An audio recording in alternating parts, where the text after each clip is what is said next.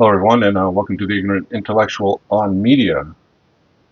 Today, we've watched our fourth movie, and that is Airplane. It's a movie from 1980, and it stars a whole bunch of people. So I got my daughter's iPhone to remember all the names because it's too difficult to remember all the names. Anyway, so it's came out in 1980, directed by David and Jerry Zucker, the Zucker brothers. All right, and Jim Abrams also directed. So there was three directors to this film. All right.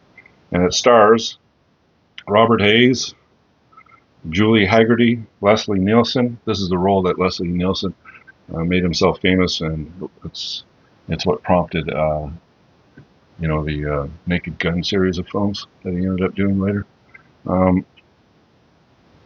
Robert Hayes, I said, Lloyd Bridges, and Robert Stack are the main actors in the film. So this film is basically a little bit of movie history. All right. So back in the 70s, it was the decade of the disaster film, right? You had like all these big films either about some sort of disaster or about large bugs. All right. I don't know why, but it was popular in that when I was a kid.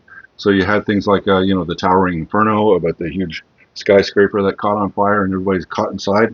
Because I bet you if you watch it now, it kind of makes you jump over to the Twin Towers in New York. But anyways, and you also had one under the water, which was the Poseidon Adventure, where like the Titanic sinks. It's not the Titanic, but it's a big luxury boat, and ends up flipping upside down, and then they got to get out of it before it sinks, right? And they had Bug and Tarantula and all these other bug movies. Ants was another one. So it was like the big disaster type of apocalyptic type of movies at the time. So when the 80s hit, I guess the Zuckers and whoever wrote Airplane, Airport 77 was another one. That had a string of airport films about disaster films taking place in airports and on airplanes as well. So this is a spoof on that, basically. And it was, like I said, put out in 1980, and it's basically takes all the tropes from those disaster films and kind of makes fun of them, right? And it's extremely funny film. I mean, especially when it came out when I was a kid.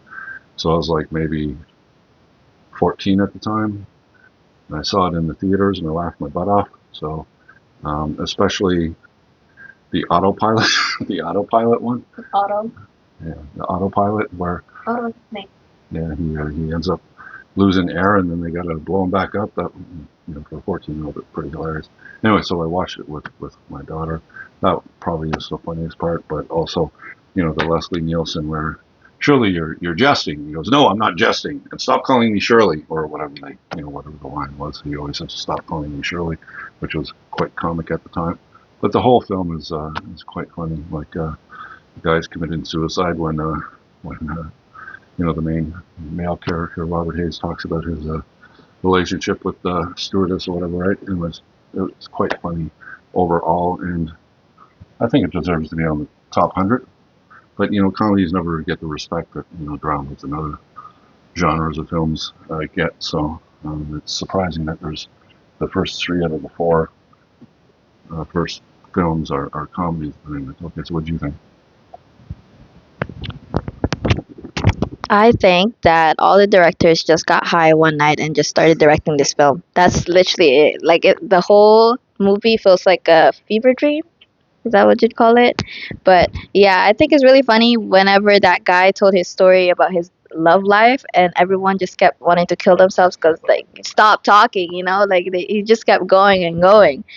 And my favorite part would probably be that old lady judging that man drinking alcohol and then she proceeds to snort coke. That was hilarious. How are you judging? And yeah, and one of the things that I learned is that don't call me Shirley thing. Apparently that was a thing back then. Yeah, I think I'll use that right now.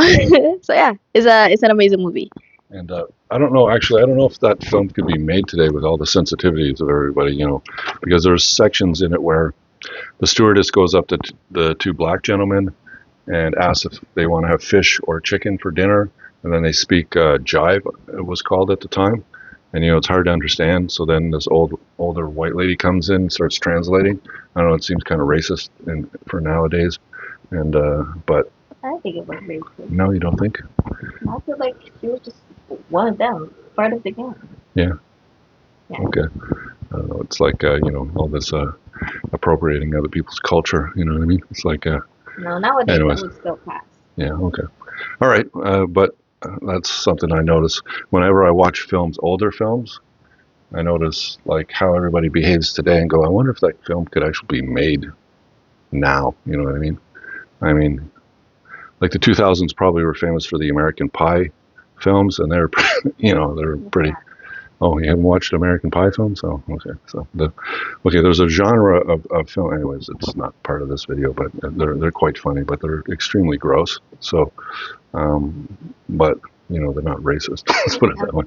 Okay. All right. So that's Airplane. So let's see what's under the scratch. So 1 second. Uh, we'll scratch the. What do you call these squares? Scratch squares? Scratch.